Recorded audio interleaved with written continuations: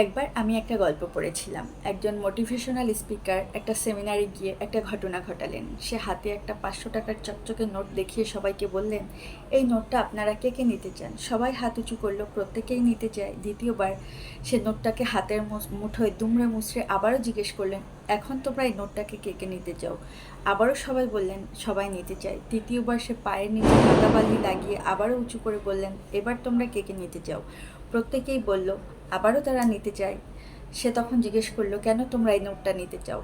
প্রত্যেকে তখন উত্তর দিল, কারণ নোটটা যতই দুমড়ানো মোচড়ানো কাদা বালি লাগানো থাকুক, নোটটার মূল্য কিন্তু একই আছে। ঠিক মানুষের জীবনও এরকম। আমাদের জীবনে যতই ঝড়ঝাপটা ঝামেলা থাকুক না কেন, আমাদের জীবন এরকমই মূল্যবান।